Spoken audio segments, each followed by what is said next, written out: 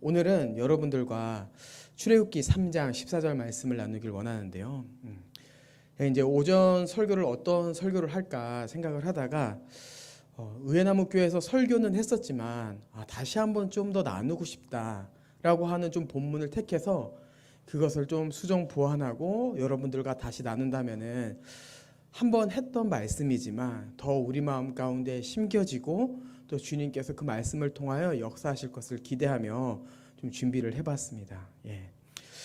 이 창세기 3장 14절, 오늘 본문은 1절부터 14절의 말씀을 나눌 건데요. 여러분들과 3장 1절부터 14절의 내용을 나누기 전에 먼저 2장 11절부터 25절의 내용을 배경으로 생각하고 좀 먼저 여러분께 이야기하고 싶습니다. 2장 11절부터 25절을 보면요, 모세가 애굽에 있을 때의 이야기입니다. 여러분도 잘 아시는 이야기일 텐데요. 애굽 사람이 이스라엘 사람들을 박해하고 있었죠. 왜냐하면 이스라엘 사람들이 애굽에 종살이를 할 때였기 때문에. 그때 이제 애굽 사람이 이스라엘 사람을 때리는 것을 보았습니다. 이 때리는 것을 목격한 모세가 어떻게 했을까요? 그렇죠, 맞아요. 이스라엘 사람들을 함께 때리는 것이 아닌 그 이스라엘 사람을 때린 그 애굽 사람을 때려 죽입니다. 여기서 이제 모세는 수많은 생각을 했을 것 같아요. 어떻게 할까? 아버지에 가서 이 사실을 고하면은 아버지께서 어떠한 반응을 보내실까? 모세는 그 가운데 선택을 합니다. 내가 아버지께 이것을 고했다가는 죽겠구나. 그래서 모세는 이 애굽 사람을 죽인 뒤 미디안 땅으로 도망갑니다. 그리고 도망을 가고 나서 여자를 만나죠. 그 여자의 이름이 바로 십보라입니다. 저는 이 십보라의 이름을 들을 때 처음에 그런 생각을 했어요. 왜 이름이 이렇지? 박보라, 채보라 이쁜 이름도 많은데 왜 십보라일까? 뭐 저희 나라 이름이 아니니까 어쩔 수 없지만요. 그런 생각을 했는데요. 이 십보라를 만나고 다행히 잘 돼서 결혼까지 합니다. 그리고 아들을 낳아요. 아들 이름이 게르솜이에요. 아들 이름은 또 왜 더 이런가? 게르솜이 뭔가? 라는 생각을 하는데요. 저희 나라 이름이 아니기 때문에 넘어가도록 하겠습니다. 이 게르솜이란 아들을 낳았는데요. 이 아들의 이름이 내가 타국에서 나그네가 되었음이라 라고 하는 뜻이에요. 이 모세의 처지를 아주 잘 보여주고 있는 이름이었던 거죠. 이러한 배경을 토대로 이제 3장 1절부터 14절의 내용을 한번 전개해 나가려고 합니다. 아들을 낳고 나서 모세는 이제 타국에서 양을 치는 목동으로 살아갑니다. 그러던 어느 날 이제 이야기가 굉장히 빠르게 전개돼요. 호렙산에 이르게 되죠. 그리고 그 호렙산에 이르러서 불에 타지 않는 떨기나무를 보게 됩니다. 갑자기 그 떨기나무 가운데서 하나님의 음성이 들립니다. 모세야, 모세야 부르시죠. 그때 모세가 대답합니다. 내가 여기 있나이다. 그때 이제 하나님께서 모세에게 자신이 누구인지를 이야기합니다. 나는 내 조상의 하나님이니 아브라함의 하나님, 이삭의 하나님, 야곱의 하나님이라 라고 말씀하시는 거예요. 이게 바로 타국에서 떠나서 나그네처럼 살았던 이 모세 가운데 일어났던 하나님과의 첫 대면식입니다. 그리고 하나님은 그것 가운데서 다른 설명을 하지 않고 가장 첫 번째로 중요하다 생각했던 것이 바로 자기 자신에 대한 소개였던 거예요. 나는 아브라함, 이삭, 야곱의 하나님이야 라고 얘기합니다. 하나님께서 자기 자신을 소개하는 것은요, 직접적인 이유와 간접적인 이유를 생각해 볼 수 있는데요. 직접적인 이유는 바로 무엇이냐면은 하나님께서 자신이 바로 내 조상 아브라함에게 하나님의 나라를 약속하신 하나님이다 라는 것을 확실히 알려주겠다는 그 사실과, 또 간접적인 이유로는 이 아브라함에게 약속한 이 하나님의 나라가 모세 너와 관련되어 있어 라는 것을 드러내기 위한 두 가지 목적이 있음을 우리는 생각해 봐야 돼요. 여러분, 하나님은 어떠한 하나님이십니까? 하나님은요, 이 세상을 하나님의 나라로 창조하신 하나님이에요. 아담의 죄로 인하여서 하나님의 나라의 안식이 아담에게서 빼앗기고 아담에게서뿐만 아니라 아담 아래에 있는 모든 인류와 피조 세계가 하나님께서 처음 창조하셨을 때 그 하나님의 나라의 안식을 잃어버렸지만, 그럼에도 불구하고 우리가 반드시 기억해야 될 것은 하나님께서 인간에게 하나님 나라의 안식을 주시기 위해서 이 땅을 창조하셨으며, 하나님은 여전히 그 하나님 나라의 안식을 인간에게 주시기를 원하시는 하나님이시라는 거죠. 그리고 그 하나님께서 이 약속을 잊지 않고 지키시기 위해서 부르신 자, 선택한 자가 바로 모세의 조상인 아브라함입니다. 하나님께서 이 아브라함에게 창세기 12장 1절부터 3절의 내용을 통해 말씀하시는 거죠. 내가 창세기 1, 2장에 하나님의 나라를 완벽하게 조성하고 창조하고 인간에게 주었는데, 그 약속을 내가 잊지 않고 너와 내 자손에게 주겠다라고 12장의 약속을 다시 하신 거예요. 그리고 여기서 우리는 간접적인 이유를 생각해 보는 겁니다. 그 하나님께서 아브라함에 약속하신 너와 내 자손에게 주겠다라고 했을 때, 그 내 자손이 누군가 라고 했을 때 이삭과 야곱도 이야기할 수 있지만, 바로 오늘 본문에 등장한 타국에서 나그네로 살고 있는 모세라는 사실입니다. 근데 여기서 이제 모세가 하나님의 이 약속과 관련되어 있는데, 앞에서 제가 배경을 이야기하면서 모세의 상태를 이야기했죠. 지금의 모세의 상태가 어때요? 약속과 가까이 있는 상태인가요? 아닙니다. 미디안 땅에서 목동으로 살고 있어요. 그리고 그것을 성경은 어떻게 설명하고 있냐면은, 너는 타국에 살고 있는 나그네구나, 이렇게 얘기하는 거예요. 자, 그럼 우리는 이 나그네를 어떻게 이해해야 될까라고 했을 때, 그럼 나그네는요, 우리가 나그네죠. 우리가 왜 나그네입니까? 여러분, 우리의 본향은 천국입니다. 그리고 우린 이 땅에서 나그네로 살고 있는 거예요. 근데 모세에게 설명하는 이 나그네는요, 우리와 같은 나그네를 설명하는 게 아닙니다. 본문은요, 굉장히 부정적으로 이 나그네라는 단어를 사용하고 있어요.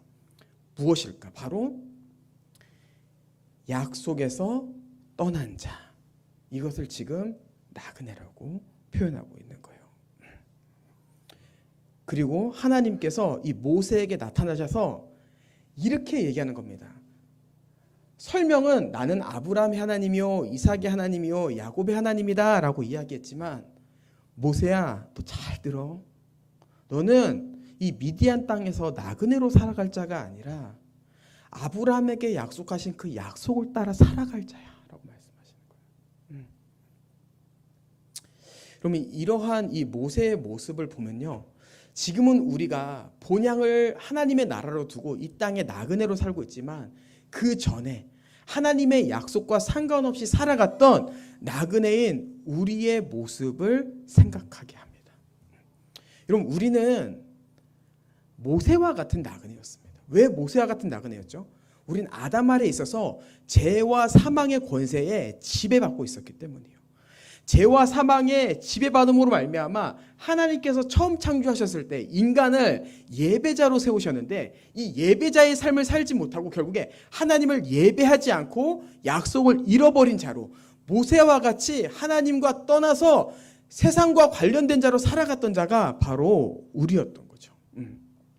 그리고 우리가 계속해서 나그네로 살아갔었는데, 결국에는 이것이 지금 모세의 모습과 매치가 되는 거예요. 지금 본문 안에서 하나님께서 약속을 잃어버린 모세에게 나타나셨는데, 결국에 우리가 모세와 같이 약속을 잃어버린 자였고, 하나님께서 우리에게 찾아오심으로 우리가 지금은 모세와 같은 나그네가 아닌 본향을 하나님의 나라로 둔 나그네로 살 수 있는 자가 되었구나 라는 것을 생각할 수 있게 되는 거죠. 그리고 우리는 이 본향을 하나님의 나라로 둘 뿐만 아니라 하나님께서 모세를 부르신 목적을 통하여서 우리를 더욱더 깊이 이해할 수 있게 됩니다. 모세에게 어떠한 일이 일어났는지 한번 좀 살펴보죠. 9절에 보면 이렇게 되어 있습니다. 이제 가라, 이스라엘 자손의 부르짖음이 내게 달하고 애굽 사람이 그들을 괴롭히는 학대를 내가 보았으니, 이렇게 얘기하는 겁니다. 하나님은요, 우리를 구원하실 때 그냥 너의 존재적 변화, 너가 이제 구원받았어 라는 것을 부르실 뿐만 아니라 하나님께서 갈 곳이 있다라고 이야기합니다. 여러분, 이 갈 곳이 있다라고 하는 것은요, 곳이라는 단어가 들어가기 때문에 장소라는 개념으로 생각할 수 있지만요, 더 분명한 것은 이것은 장소적 개념이 아니라 사명과 관련된 일이라는 것을 기억해야 돼요. 여러분, 우리는 구원받은 자로서요, 주님께서 부르신 이유가 있고 우리가 가야 될 사명이 있습니다. 이것은 목사뿐만이 아닙니다. 목회자들뿐만 아니라 직분자들뿐만 아니라 주 안에 있는 모든 자들이라면은 하나님께서 부르신 이유가 있으며 그 할 일이 있는 거예요. 그리고 하나님께서는 그것을 모세에게 말씀하실 때 뭐라고 얘기를 하면은 너의 목적은 내 백성, 하나님의 백성을 구원할 자로 내가 부른 거야 라고 하는 거예요. 그래서 그 이스라엘 백성들이 그렇게 박해를 당했을 때 내가 너를 구원하여서 공주의 품 안에 들어가게 하였고 네가 그 보호 아래서 계속해서 건강하게 자랄 수 있도록 인도한 거야. 근데 너 지금 미디안 땅에서 뭐 하고 있냐? 이런 지금 상황 가운데 처해져 있는 거죠. 여러분, 우리는요, 우리가 갈 곳을 정하는 자가 아닙니다. 왜냐하면 우리는 피조물이기 때문이에요. 피조물은요, 자기의 삶의 방향성을 정하면 안 됩니다. 피조물은 너무나도 작은 존재이기 때문에 피조물임에도 자기의 방향성을 정하려고 하는 순간 망하는 길로 가게 돼 있어요. 피조물이 망하지 않는 방법은 뭐냐면은 창조주가 정하신 길을 가는 겁니다. 그게 복된 길이에요. 그래서 세상 사람들은요, 결국에 자기의 길을 자기가 정하기 때문에 겉으로 보기에는 반짝반짝해 보이지만, 괜찮아 보이지만 그 결과가 무엇입니까? 성경은 멸망이라고 합니다. 하지만 성도들이 그 결과가 복된 거는 뭐예요? 그 성도에 가는 길이 그 사람이 그 길을 정한 것이 아니라 하나님께서 명령하신 그 길을 따라 가기 때문에 복된 길인 거죠. 그럼 모세도 마찬가지입니다. 미디안 땅에서요, 목동일 하면요, 망하는 거예요. 근데 이제 모세는 하나님의 명령을 따라서 가야 되는 거죠. 물론 이 뒤에 모세의 반응을 보면 주님 알겠습니다. 그럴 때면 제가 가겠습니다. 여러분, 이렇게 하진 않았습니다. 근데 하나님께서요, 모세가 그 길을 갈 수 있게 계속해서 잡아 끄세요. 그리고 우리는 그러한 모습을 통해 우리의 삶도 이야기되는 거예요. 어느 때는 소명을 깨달았는데 주님 제가 갈 수 있을까요? 정말 저인가요? 정말 제가 그 일을 해야 되는가요? 라고 고백할 수 있지만 주님께서 말씀을 통해서 계속해서 우리를 잡아 끄시는 거죠. 야, 너가 해야 될 일이 있어. 너가 의회나무교회 성도로 부름받은 이유가 있는 거야. 너가 주 안에 하나님 나라 백성으로서 가야 될 길이 있는 거야. 라고 하면서 가는 거죠. 그리고 우리는 이 가는 길 가운데서 계속해서 바라봐야 될 자가 있습니다. 바로 첫 번째 소명자. 누구일까요? 예수 그리스도. 예수 그리스도를 바라보고 계속해서 가는 거예요. 성경은요, 이 예수 그리스도께서 하나님께서 보냄받은 자임을 너무나도 명확하게 설명하고 있습니다. 요한복음 12장 44절부터 45절을 보면요, 예수께서 외쳐 이르되 나를 믿는 자는 나를 믿는 것이 아니오 나를 보내신 이를 믿는 것이며 나를 보는 자는 나를 보내신 이를 보는 것이니라. 이렇게 되어 있죠. 아버지를 어떻게 설명해요? 나를 보내신 이라고 설명하는 거예요. 그리고 나는 그의 부르심에 따라 이 땅에 와서 이 땅을 죄에서 구원할 자야 라고 이야기하는 거예요. 그리고 그분은 실제로 하나님께서 자기를 보내셨다는 것을 기억하고 적극적으로 순종하셨어요. 그것을 설명하는 것이 마가복음 14장 36절. 이르시되 아빠 아버지여 아버지께서는 모든 것이 가능하오니 이 잔을 내게서 옮기시옵소서. 그러나 나의 원대로 마시옵고 아버지의 원대로 하시옵소서. 여러분, 이 고백은 예수 그리스도만의 고백이 아닙니다. 이 고백은 예수 그리스도 안에 있는 모든 보냄받은 자의 고백이 되어야 됩니다. 주님, 내가 두렵습니다. 그럼에도 불구하고 나의 원대로 하지 마시옵고 아버지의 원대로 나를 쓰시옵소서라고 하는 거죠. 예. 자, 여러분, 그렇다면은 우리의 부르심은 무엇일까요? 각각의 특징이 있습니다. 사람마다요, 위치가 달라요. 보냄받을 곳이 달라요. 하나님께서요, 그 사람의 직업과 성향과 성격을 사용하셔서요, 하나님께서 보내시는 곳이 있습니다. 근데 여러분, 공통적인 특징이 하나 있어요. 그것은 바로 무엇이냐면 오늘 본문 10절인데요. 제가 읽어드릴게요. 이제 내가 너를 바로에게 보내어 너에게 내 백성 이스라엘 자손을 애굽에서 인도하여 내게 하리라. 아멘. 여러분, 우리는요, 각자 가지고 있는 소명, 사명이 다르지만 목적은 하나입니다. 영혼 구원이에요. 영혼 구원? 이거는 밖에서 전도하는 사람들만 하는 거 아니에요? 이거는 목사님들만 하는 거 아닌가요? 아니요. 여러분, 우리는요, 그 누구도 나를 위해서 구원받은 자는 없어요. 하나님께서 구원하셨다는 것은 너가 이제 구원받은 자로서 복음을 전파하여 영혼 구원에 힘쓰라 라고 해서 구원하신 거예요. 여러분, 이거는 정말 부정할 수 없는 진리입니다. 그리고 이것을 예수님께서 승천하실 때도 말씀하셨어요. 저희 지금 영유아부가 한 달에 한 번씩 말씀 구절을 외우고 있는데요.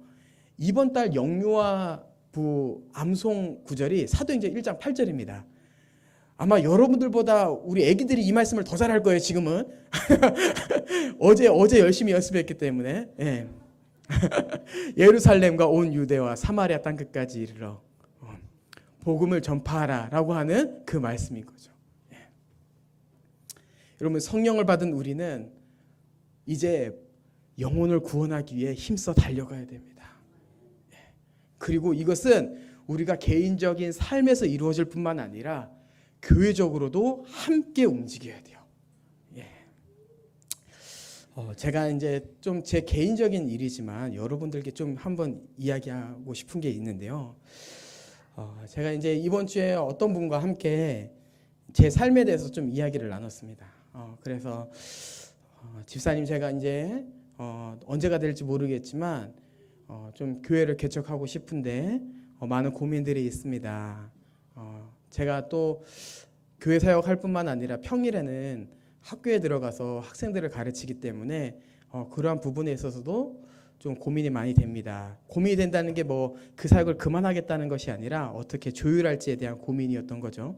근데 이제 그 집사님께서 무엇이라 하시냐면은, 목사님은 두 가지 일을 하기 때문에 더 그런 고민이 드실 것 같습니다. 이렇게 이야기를 하시는 거예요. 저는 그 이야기를 들으면서 집사님께 이렇게 설명해 드렸습니다. 집사님, 저는 교회를 섬기는 것과 평일에 학교에 들어가서 전도사님들을 가르치는 것을 두 가지 일로 생각해 본 적이 없습니다. 세상에 나가서 복음을 가르치고 전하는 것은 교회와 다른 두 가지 일이 아닌, 이것은 언제나 하나의 일이었습니다. 복음을 전파하는 것이 성도의 의무이며, 그것 가운데서 나는 나만을 위해서 부름받은 자가 아니라 이웃을 위해서, 세상에 복음을 전하기 위해서 부름받은 자이기 때문에 저는 이것을 하나의 일로 생각합니다. 이렇게. 그러니까 집사님께서 그러시군요. 목사님, 저 한번 만나서 진지한 얘기를 나누시죠. 이렇게 하면서 이제 대화가 좀 마무리되는데요. 그럼 우리는 교회적으로 살아가면서도 결국에 세상에서 열심히 살아가는 것, 열심히 복음을 전하는 것을 다른 일이 아닌 교회적으로 살아가는 삶으로 이해하고 이 사명을 잘 감당하셨으면 좋겠어요. 예. 그러므로 우리가 계속해서 주님께서 영광 돌리는 삶. 그리고 여러분, 복음 전도가 다른 것이 아니에요. 세상에 나가서 예수 그리스도를 가르치고 이 사람이 너무 힘들어하면은, 나는 예수 그리스도 안에서 너무 행복한데 너 우리 교회 한번 와볼래? 그러면 이게 전도인 거죠. 예배로서의 초대, 예수 그리스도에 대한 선포, 하나님이 누구신지에 대한 소개. 그럼 이것이 우리에게서 너무 자연스러운 삶이며 하나님께서 이것을 위해서 우리를 부르신 겁니다. 예. 이 소명 따라서 계속해서 걸어가시길 원하고, 그리고 그때마다 오늘 본문을 기억하며 힘을 얻으셨으면 좋겠습니다. 예. 제가 한 번만 더 읽겠습니다. 12절.